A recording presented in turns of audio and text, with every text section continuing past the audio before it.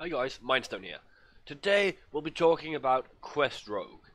So this has been my very most interesting deck of the expansion, I think. During the journey to Angoro, Quest Rogue was a super dominant deck until it was nerfed, and from that point it just fell out of favor and nothing really happened with it anymore. Um, so the deck died completely. It went from being the deck that the entire meta was curved around to being a deck which didn't see play at all. Um, so I thought with the new expansion, you actually got a lot of good tools for it. So why not make it good again? So that's what I did. You could argue whether the deck is good. I think it's good actually. I think it's got a few really good matchups that you completely destroy. And most matchups are fair, and then there's some that completely obliterate you unless you get like perfect cards.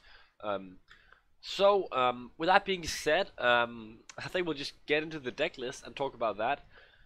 Yeah, so the first card is Preparation. Preparation is really good for this deck because it helps you get these heavy cost spells out a little bit faster. And that also means that you can sort of make sure that you do all the things in a turn that you want to do. That means you don't actually have to wait for another turn, and you can actually squeeze out more tempo in just one turn. And it's not like you're gonna get out tempoed if you just manage to prep in the right way. At least a lot of the times you're not going to do that. So preparation is just, it's like a really nice card because it essentially says -3 mana, so you just get 3 mana off it, and that's just huge. Consider Innovate before the nerf. That card was like played in every druid deck, and this card does sort of the same thing if you just, of course, have a spell to play. Um, so that's really powerful, and I feel like it's really key to actually making um, the key situations in games flow a lot more smoothly and actually enabling plays. Um, so yeah, super strong card. If you don't have this card, I actually recommend just crafting it. The first reason for that is that it is in the classic set, so it's going to be available in standard forever unless they move it to Hall of Fame, in which case it's a good investment anyways. Um, and for the second reason is that it's a stable in like so many rogue decks, and it's been that way for forever.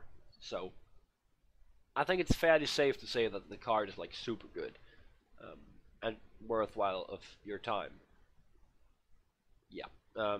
So we're playing double Shadowstep. Shadowstep is for the quest. We'll just talk about the quest a little bit later. But it's just a really smooth way of getting minions from your board back into your hand and being able to replay them. So how to actually play with Shadowsteps, that's a little bit more technical, and it depends on a lot of things. But Shadowsteps are just another tool for making things go back into your hand, which is something you really want with this deck. Yeah, so that's pretty nice. We've got a Firefly. So Firefly is it's a bread and butter minion of the deck, really, because it's a nice minion if you can bounce it back into your hand. Um, if you do that, it means you not only get more of those tokens that it generates, you also get to complete the quest. But again, that's for later.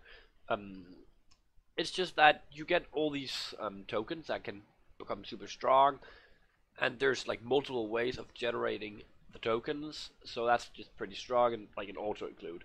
It's also fairly good against aggro because it's got a fair body for the cost. Obviously, it's not amazing, but that you get something additional to the body is really nice. So yeah, that's just a strong card. I'm playing Glacial Shard. So this card might seem like a weird inclusion, but it's probably my favorite card of the list almost. So what it does is that it wins you games against aggro. It's the one card in this list that I feel like has won me like the most games on average because well, just because it's so good at actually stopping aggro decks from killing you. It's completely essential to me, and if I feel like I'm going out against an aggro deck, I'm gonna mulligan and Glacial Shard every time. Even if I think it might be an aggro deck, I'm going to mulligan Glacial Shard because it's so damn powerful. Being able to just stall the game for a little bit longer is so insanely good with this deck since you don't have any hard removal. Um, yeah, and that's just good. Nothing more to say really. It's a powerful card. The effect is super powerful. It's really good if you bounce it too. So you should probably be very aware of the way you play it because it can be super good if you do that well. Now we're playing patches. It's obvious we've got pirates and we'd like a free 1/1 when we play a pirate. That's nice. So patches in there. Not much more explanation needed, I suppose. Even if we draw him, he's not that terrible because we like 1/1 chargers in this deck. It's like you would almost play Stone to Spore, which is like patches without an upside. So, and then we're playing Southsea Deckhand.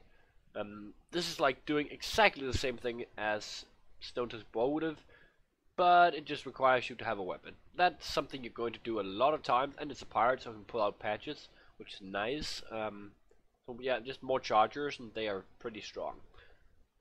They're also like playmaker cards, which is pretty nice. We've got Swashburglar. Swashburglar is like a card that I have my doubts about. I think the reason I'm still including it in the list is because it's a pirate, and that's pretty nice for like getting that patches out of there, out of your deck. But I feel like it's sometimes just too slow, and it doesn't give you enough with the battle cry. It's not because it's bad getting that random card.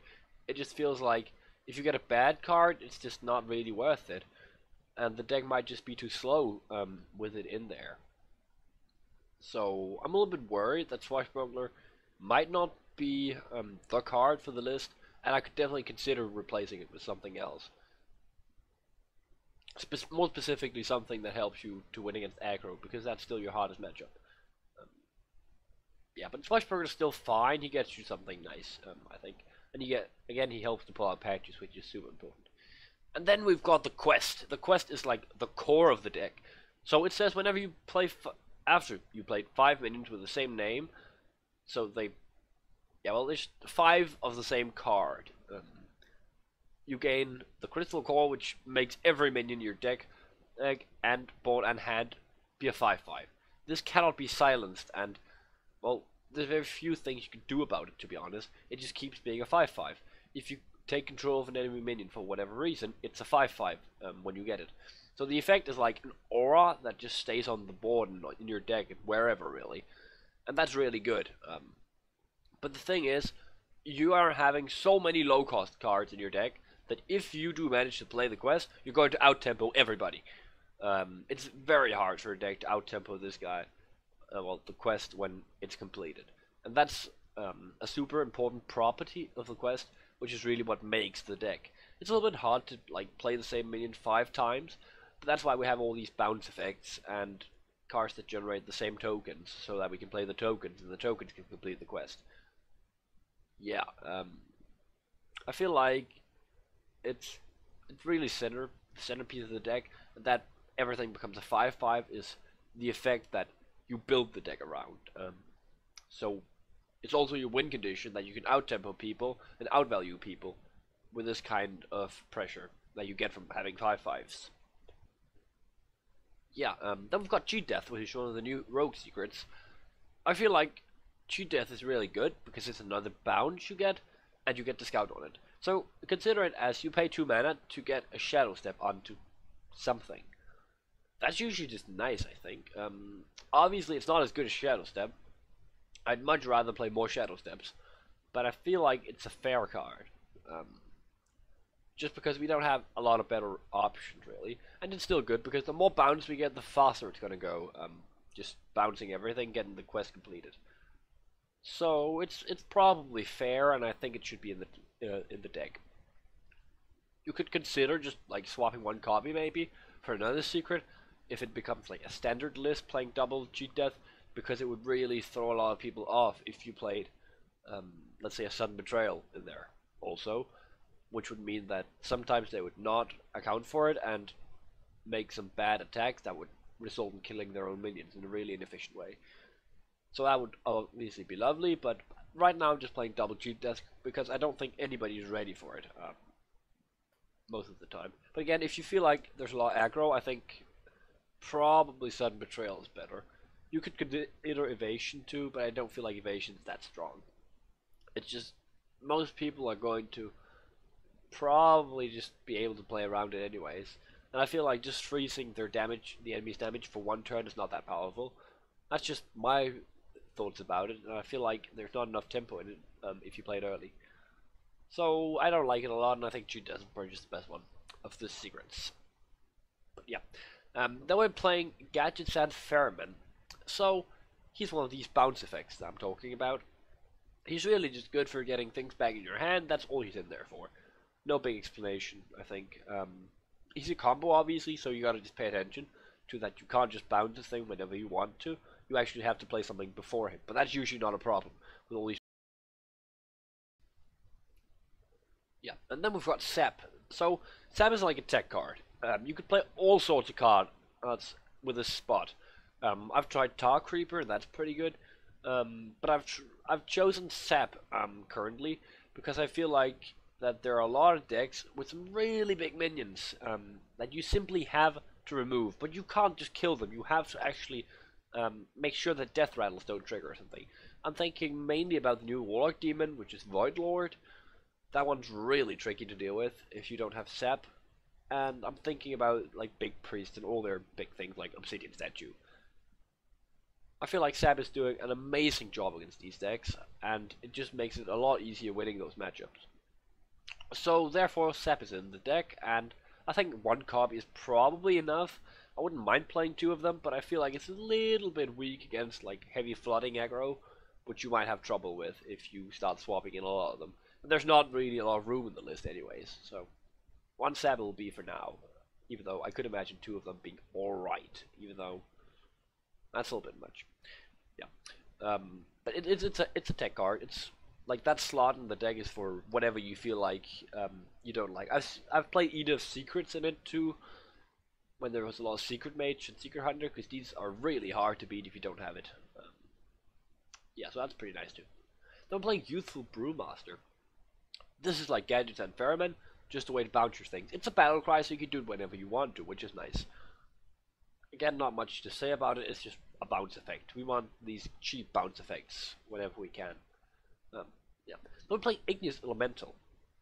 So this card might not seem amazing at first, but what it does is that it generates this kind of token. It's not Firefly, it's Flame Elemental, I think. And Firefly also produces these tokens, and that means you get more of the same tokens, and it's actually super easy to just complete the quest by playing all these tokens. The deck, without bouncing anything, can actually generate 6 of these Firefly tokens in total. And with a lot of bounces, I think you can easily get to play 5 of them fairly fast. So I feel like Igneous is just in there to like get more tokens. And if you do complete the quest, he's a 5/5 body, which gives you 2 more 5/5s you can play. So there's a lot of value in him too. Yeah, that's just powerful. I think it's just he's mainly for completing the quest, and I'm often going to mulligan him if I know I'm going up against something which is slow, because that means it's fairly safe to just play him. He's not a lot of tempo once you do play him, but he's a lot of well, he speeds up your completion of your quest a lot. I feel like, yeah. But then we're playing Mimic Pot too. So this is like one of these spells that we will consider prepping sometimes. However, I feel like prepping Mimic Pot is often not a good play because you use a prep that you could have used for something tempo oriented for something that draws you cards. So sometimes that's a little bit weak, but again, you can do it. But Mimic Pot is nice because we get 2 of the same card, which is often really powerful if we gotta like play a specific card a lot of times, and getting 2 copies of it will just mean we have to bounce it on less time. And I feel like there are not really that many bad targets in the deck for that. I feel like every time I play Mimic Pot, I draw the other Mimic Pot, which is like a little bit of a turn off actually, because it's just you don't get anything from it. You have to play those new Mimic Pots to get anything, which is like, it's not so good. So yeah, but Mimic Pot is powerful just because we get these copies, and you could argue that they're a little bit slow and maybe you could cut one of them, but I feel like they're just generally good. So I like playing them. Then we've got the new legendary, which is Sonya Shadowdancer. This card is bonkers. I've completed the quest on turn 5 once by having this one on the board and having a charge minion and attack 5 times being killed, returning to my hand, being played again. 5 times. And that just resulted in an instant completion of the quest. And that's the dream. But it can be just that you have a board, and you play this, and you trade your entire board into the enemy minions. You might kill some of their minions, and you get almost like a full hand by just killing your minions. That is insanely good. And not only is it insanely good for like getting more cards, it's also insanely good after you've completed the quest, because you can trade all your minions, get more minions, more value. That's really nice. And with charge minions, it just goes infinite. You get a 5/5 every time you play a minion. Obviously, if it dies, it goes right back to your hand. You can charge with it again. So that is completely insanely powerful, and I feel like that card is really making the deck what it is right now. It's probably the card that I think Quest Rogue really needed to get strong again. Now, I'm not saying it just got strong through only this card, but I feel like the card is definitely helping a lot. Yeah, so that's an amazing card. I think it can be played in other archetypes too, just to mention that, but it's definitely outshining everything in this matchup. Oh, well, not this matchup, in this list. Yeah. Then we're playing Elven Minstrels too. Elven Minstrels are our Novice Engineers of this list, because I feel like they're a little bit more efficient, they draw more minions, and that's just, like, that's nice. I feel like Novice Engineers are often too slow, and if you have to play a Novice Engineer, you only get one card, right?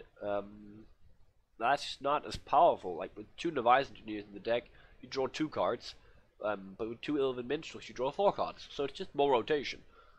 You can't bounce it really because it costs too much. That's going to be too slow. But I don't feel like you have to. A lot of times you're going to be coining it out on turn 3 or on turn 5. You're going to be playing a 1-drop in this one, and that's just pretty good. It helps you refill, and that's nice. There's nothing like special to it of any sort. It's just a practical card, which helps you draw into more minions, and that's just nice. Now we're playing 2 copies of Vanish. So Vanish is like the way we save ourselves against decks that just like spend all the time we give them to fill up the board. So against aggro decks, prepping a Vanish out will oftentimes just clear the board. It will clear the board, obviously.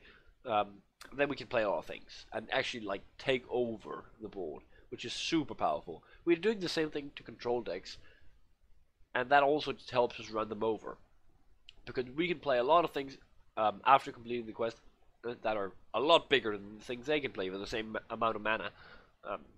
So yeah, that's just amazing, really. I feel like with Vanish, there's that thing that you have to remember you can actually use it to complete your quest. So if you have some minions on the board that you are trying to play 5 times, you could actually Vanish those, get them back to your hand, and play them for more triggers on the quest. And that'll help you too. It's a little bit more like untraditional to do. It's mainly a defensive tool. So you're not going to try to build a big board and Vanish it. That's not like the intention of Vanish. The intention is to like stop the enemy from getting a big board and killing you with it. And this is where I feel like preparation is really good. It's good for preparation is good for the quest itself, also the reward. But I feel like Vanish is really the place where preparation plays well into it. But yeah, that was pretty much the list. I feel like the deck is actually a little bit tricky to play compared to a lot of other decks, so it takes a little bit of time to learn it fully. But I think that's good, because we need some complexity in Hearthstone in general. But without further ado, I think we'll get into some gameplay. Okay guys, we are back with the Rogue deck, the Quest Rogue. We're going into the matchup now, and I feel like there's a lot of matchups that are amazing, and then there's some matchups that are crap, and then there's some matchups that are decent. I feel like what we're looking for is Priest. Priest is really nice. Now it's going to be Hunter. I don't like that, but we'll try to do our very best to not just die. Against Hunter, we always keep the quest. We keep the quest against anything, whatever we play. It's always quest. But I'm going to throw both of the other cards, because I don't feel like they fit in the opening yet. Maybe Youthful Brewmaster is alright, but Mimic Pot's too slow against Hunter. And also, if they play Cat Trick, we don't actually want to be playing spells, because we can't really deal with the 4-2. Now, getting Vanish is fine, because if you place this Emerald Spellstone that Hunter has, it can be really good for, like, throwing that back. So, he's not attacking us yet. What that means, I don't know, but we'll see. And a secret. So that suggests this will be Secret Hunter. Not that we can tell, but we'll see. He of course knows what I am doing, because that's pretty obvious with me playing a quest. Is that flanking shot? That is Barnes. I think... Oh my gosh. He'll be allowed to take that right back to his hand. And the cat with it. I feel like we don't want to be seeing that on the board. Problem is, he just played Barnes again. So that's unfortunate. Tonight, a tale of terrible We just can't really deal with it, which is the problem. What the hell?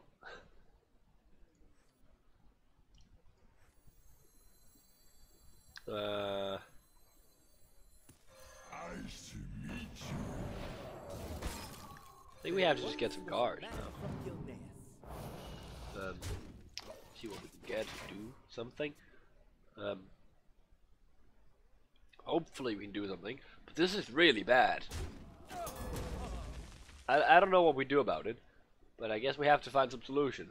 Maybe Sonya and some charge minions. Oh damn, he's gonna clear this one, that's really bad. I think we have to go for a Sonya turn. And try to see what we can do here. Patches will be running Rampart.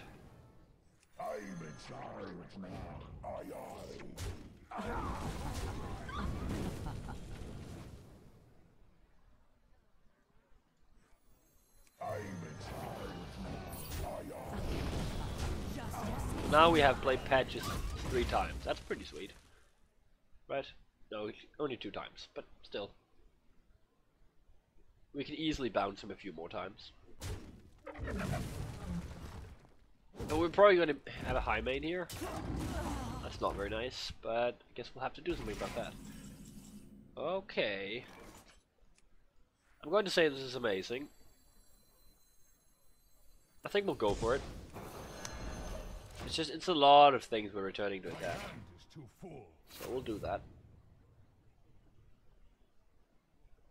A little bit sad we didn't have Vanish, because Vanish would have helped us do more things now. We just need Sap and we're good. If we get to Sap this guy, it's pretty much game. However, I think we'll prioritize getting this Patches down a few times, completing the quest.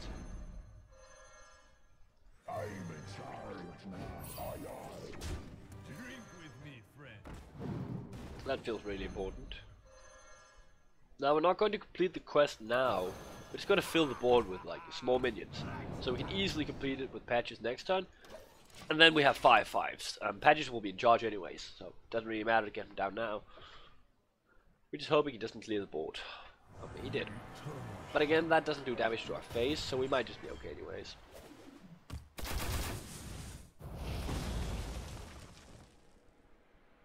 I think this is alright. If we could get prep, I think that would be very good, because it would mean we could just get a lot more things going this next turn, and that would help us a lot. Not that Firefly is terrible, but it's not like amazing. I feel like we're not close to dying here. We've got 21 health, so we'll just like fill the board and go face.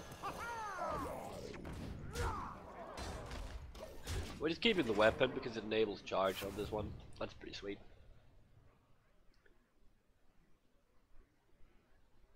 So as you see, we're just out-tempoing him right now by just playing a lot of 5/5s. And he just can't keep up with that kind of pressure that we're putting. I don't think he can just counter-pressure us. He's got to have a really amazing hand to do that. On the other hand, he has a lot of guards, so maybe he's got something. I can't tell. The Mimic Pod should allow us to like draw into things. Okay, he's going to be trading. I don't know if I wanted to, if I would have traded while having this. Seems pretty disgusting. Let's see. I think this would be okay for just like playing more things. Let's get cheat death down. Yep. If you just use all of these, that's fine. You don't want to take damage. It's really important to not take damage right now. So this is like a lot of damage next turn. So I feel like we're pretty good here. But I can't tell. He could still get something amazing. But it's unlikely that he's killing us, even though I don't know. Wow, that's sad. That's really sad. I guess playing secrets isn't that nice. Not Huffer, not Huffer. Fuck. Okay. He went face. I feel like we're just gonna freeze his face. Freeze his face and like play all things. We can attack the face here with a weapon, that's nice. Maybe there's like Unleash the Hounds, which would be bad. I didn't really consider that, but I think it's okay.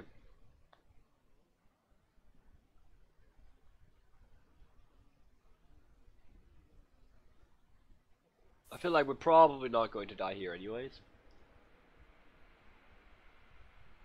And as you might have noticed, we're kind of all out anyways, like playing everything.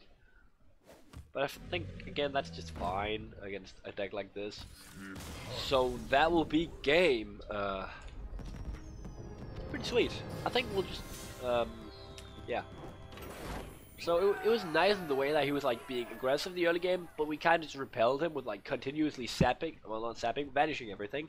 And we sort of got our build up, the Sonya went crazy and just really got us those bounces on patches, and we could just complete the quest with patches. So that was really good, and then we just went like crazy when we completed the quest, played a lot of big 5/5s, and won the game off that. So yeah, that was really nice. I hope you guys kind of saw how it went, and especially the anti-aggro process that we went through with this deck in this game was pretty. I think that was a good example of how I think it should be done with the Glacial Shard, with the Vanishes, and with the general way of playing with the quest. Yeah, so that's really nice. We'll do another game though. I think so. I think we'll do another game, so we've got time for that. Maybe we could get to play against something which is control. That would be very nice. Then I can show that side of the deck too.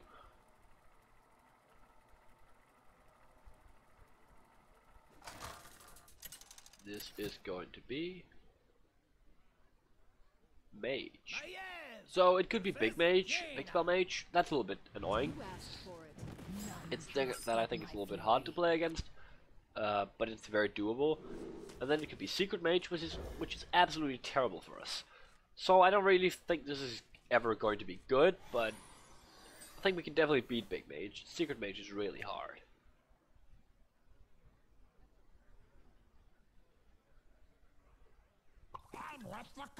Really? So now you have to be aware this could be Counterspell. It's not, it isn't Counterspell, but we just have to be aware, so we have to call it first. Just because if it is Counterspell and it hits our quest, we can basically just concede right away. But now we're just taking 5 damage on turn 1, which is really not so nice. I think the matchup is all about stopping him from killing us, which is usually impossible because he has so much burn. But there's nothing we can do about it. An incredible discovery. Look at that lovely curve.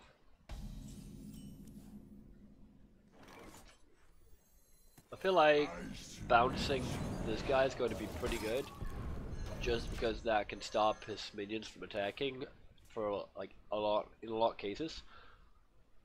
Yeah, and I think this really shows that thing I said about bad outcomes of what's it called? Swashburglars. Yeah, because we obviously cannot use this for anything the entire game. 9 mana is way too much to pay. Even if it filled our board, that would be like playing a lot of other things. So yeah, this is terrible, right? It's a dead card for the entire game. And that's obviously not nice, but we can't really do anything about it. Guess we could have prepped that counterspell out. It's definitely counterspell, but I don't know.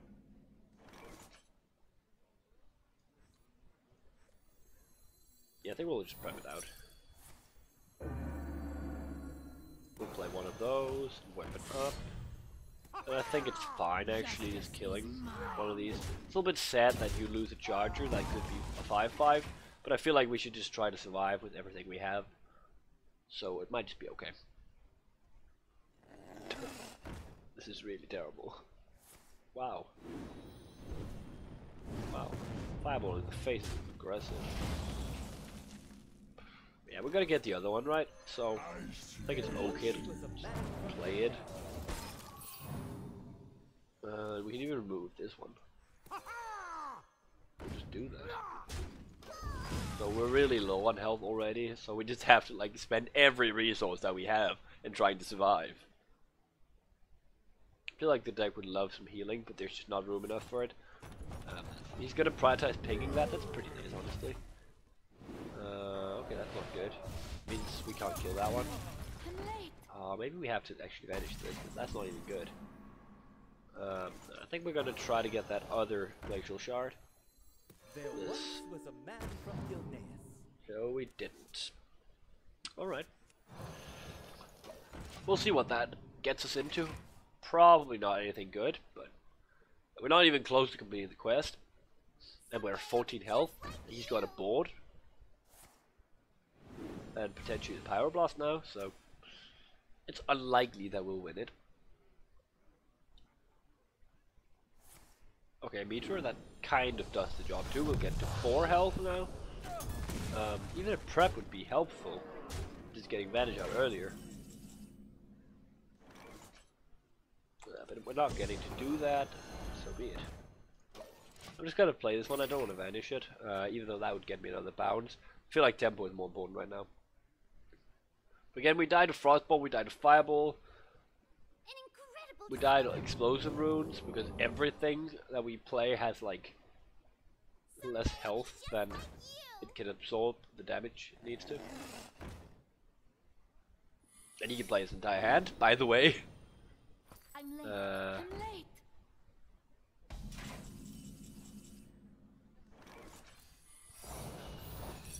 So it was counterspell, that's really lovely. So we're gonna vanish it again. Not really getting anything out of that, but we'll try it anyways. We don't have any more charge minions, so there's no like Sonya clears going on, and we did. Yeah. But I'm honestly not really annoyed about showing this game, because it just shows how much you get completely destroyed in a matchup like Secret Mage. And there's nothing you can do about it. Of course you can draw perfectly. Fair enough. And you could have drawn something which wasn't perfect. Obviously this wasn't perfect, but it was really good. Like Caverns into acknowledges into more stuff. That was good, right? That was really good. But this deck just doesn't have the tools to deal with his deck. There's no either secrets in it currently, and bouncing his stuff here won't help because he just keeps playing it. So all in all, you get destroyed, and that's it. But it's honestly okay because there are matchups where you just destroy the enemy in exactly this way, where they couldn't have done anything. So it's a trade-off, and those games you just lose, and you gotta kind of earn to live with that. But I still feel like now we showed a good game and a bad game, and that's fair. Yeah. But I hope you guys enjoyed seeing it all, and I will see you in my next video.